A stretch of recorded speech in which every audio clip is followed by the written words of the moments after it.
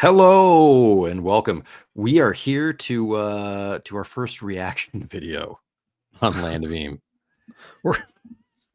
We're reacting to ourselves watching Barry Enderwick's newest Sandwiches of History that features a sandwich from the Underlands.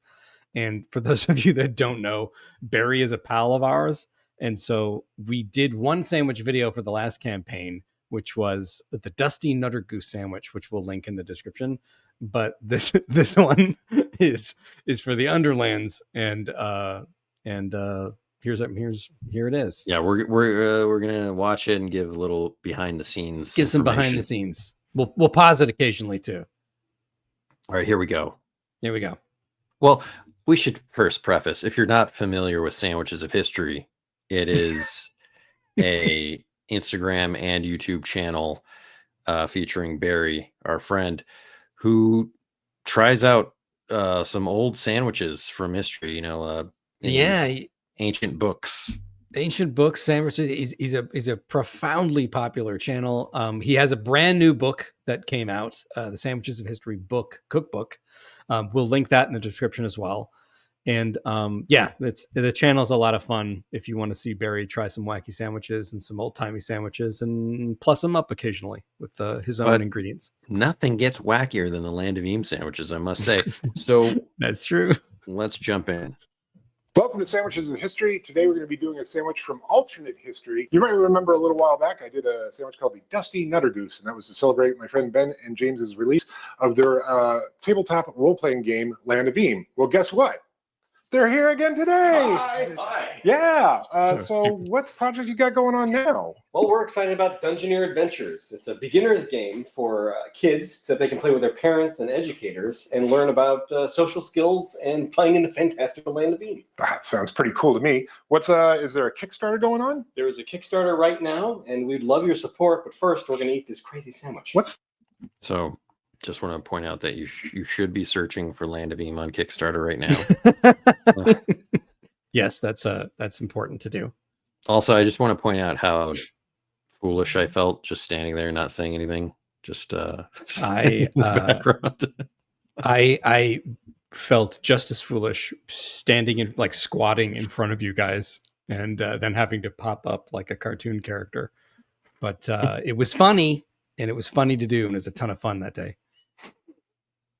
The name of this sandwich? It's called the Earl P. Dandy's Molten Cave Shrimp Sliders. And no, we've not made this before, so first thing we got to do is saute. Let's give a little background on the sandwich. So, it's an Underland sandwich. We wanted to make it thematic. That's why you see mushrooms. The fungal jungle. That's a region in the Underlands. Yes. And what else? What else we got? Hey, up some mushrooms. All right, while the mushrooms are sauteing, we need to make our lava gog larva puree. Start things off with a little Greek yogurt, sugar, salt, crushed pineapple, and unsweetened coconut. Now, we've been reading the comments on Barry's channels, and there is some confusion as to whether they're saying lava gog lava puree or larva puree, and it is larva. It is. It's the grosser of the two. Yeah, this is simulating a gross mixture of larva paste. Yeah, which is a customary approach to creating any cuisine in the Land of Eem. A little bit of goofballery, a little bit of gross. And we might want to talk about Earl P. Dandy. Who's that? Well, Earl P. That's a great question, Ben. Who is Earl P. Dandy? Well, Earl P. Dandy. Go right ahead. Go right. Tell us his backstory. You have 20 minutes. Well, I imagine he's a prolific explorer of the Underlands, and he's created this dish as not only something that's nutritious, but going to keep you satisfied and powered up while you're climbing and exploring in the deep Underlands. Earl P. Dandy, when he makes you a sandwich, he keeps you alive. All right, let's continue. Get that all mixed together. Next, we got to melt up some hot tamales. Yeah. Yep. Yeah, we added a little bit of You- water that's to true. kind of help things This along. happened. Now we put in the shrimp. Oh. 2 per slider, please. All right. When we were all standing around the pot watching this boil, it was taking forever to make the candy melt. Yeah, we learned from the interwebs that adding a little bit of water would speed it up. And also, what you just saw was true. We melted down flamin' hot tamales and cooked shrimp in the puree of the flamin' hot tamales, and that actually happened. That's a real thing. And what was interesting was that when the candy was melting, it wouldn't melt completely. Like there were these little gel capsules that remained, and it looked like baked beans in there or something. Like gelatinous baked beans, translucent gelatinous. I will say this: the kitchen smelled amazing. Yeah. Now we put our shrimp onto our slider rolls. We're using Hawaiian slider rolls. Slightly sweeter bread. And just put a little drizzle of the sauce over top for a good measure. Top with mushrooms.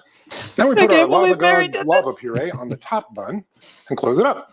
Let's give these Earl P. Dandy Molten Cave Shrimp Sliders a go. go. So that's that was like living sort of a dream to say that. A go. A go. Like that's give it a go and plus it up. These are the trademark catchphrases of good old Barry.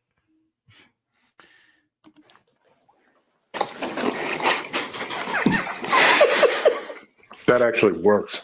That's wild. I'm shocked how not offensive at all it is. I am too. The cinnamon, it's called a fierce cinnamon flavor, but it's just a cinnamon flavor and it's slight. And it's going really well with the coconut dipping sauce that we made and the mushrooms. And then you got this sweet Hawaiian bread too. You can really taste the larva. That's what makes it special. Yeah. Yeah, and he said Gentlemen, time to larva, rate it. What would you not give lava? Yeah, you can really taste the. I think that was like my least favorite part of the sandwich, the yogurt sauce. I could have done with just a little less of that. Yeah. It was just the texture of it was overwhelming. Yeah, I really was having trouble articulating it, but you do articulate what it reminded you of, like right here. I won't spoil it, but 0 to 10. it was. I'm going to give it a 10 because no one's ever done it before. Ooh, I like that. 10? So, James, what is that your actual review? What would you? No, I actually probably would have given it a 7, but I was excited by the fact that it was like the wildest thing ever, and I was like, "Come on, I want to. It's bleeding edge. It deserves a 10. Fortune favors the bold. Dungeoneer's code. After you, An honest review. When I eat this again, I'm going to give it a 7. All right. And would you eat it again? I'm probably actually more. Yeah, I mean, it tastes like walnut shrimp to me. Okay. I meant to say honey walnut shrimp, like the Chinese food. Yeah, no, but you're so right, because I was having trouble like articulating it, what it reminded me of. And when I heard that, I was like, oh, that's what it is. Because it really wasn't bad. It wasn't bad at all. I felt like I'd had stuff just like it. It was a little odd, like in a sandwich form with the yogurt, but on a Hawaiian it roll. wasn't. It honestly wasn't bad. It was way No, better it wasn't. than anyone was expecting. No, it wasn't bad at all. Would you eat it again, James? Yes. All right. Sorry. Me, I'm going to give it an 8. I thought it was actually quite tasty. A little sweet, but it was still quite good. All those flavors really work well together. And I would eat this again. I don't know if I'd make it, but if someone made it for me, I'd Yeah. All right, so go check out the Kickstarter. URL is on screen here. Back these guys up, get some cool perks, and thanks for watching. See you tomorrow. Yeah, I agree with Barry. I would actually eat it Ben again, and James, but not if I made it. Yeah, if someone made it. Boiling down those hot tamales was more of a task than I expected it to be. But if someone made it for me, I'd totally do it. Have to have it at the launch party. It was interesting to get the behind the scenes look at how Barry produces each episode, because he's got it down to a science. Yeah, he's got a system. He had all of his stuff prepped. Like he's got his day planned when he's doing these. His kitchen's really good for it too.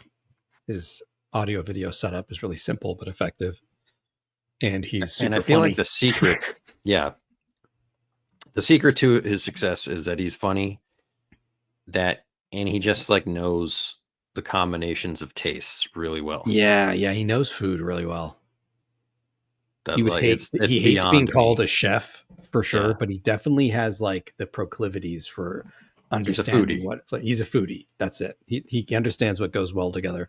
The sandwich would have been impossible if he didn't suggest the combinations. Yeah. Which was one of the funnier phone calls I've ever had. Like, now this is the second time we've talked to Barry about coming up with a wild sandwich, and both times it's like a hilarious phone call. It's like, well, James, or we knew that we wanted mushrooms. James was adamant that there should be shrimp because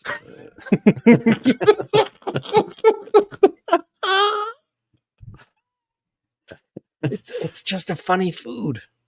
and But then it's the like rest was cave really shrimp. like, yeah, cave shrimp, molten cave shrimp. Molten cave shrimp. Now the rest is some bloopers Yeah. that I'll play right now. This is Roll Top playing Nope. The Dusty Nutter Goose sandwich a while back to celebrate my. That was the first take, by the way. This is how it goes, by the way, every day. That's fine. Desktop role-playing game Land of Eem being launched. Well, guess what? And have you guys pop up? Oh, sorry. Hi. Okay. Only 75 more. Don't get me started on how I screw up sardines and anchovies all the time. All right. Yeah. There you go. There you have it. Fun day. It was really funny to do it, and I look forward to doing more sandwiches in the future, and so does Barry. Every time If you're we do not one. following Barry, Oh, you got to go follow ahead. Barry. You got to Sandwiches follow of History. He's hilarious, delightful. He's my favorite Instagram account. That's for sure. Ben and I have been fans for years.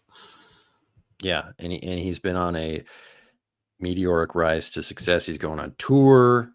I think he's going to Dublin next, but he's traveling all over the world for Sandwiches of History now. He's like, and he has like really great guests that go to these events. Yeah, like John Benjamin. John Benjamin. Yeah, that we're both jealous of meeting. We're always quoting him.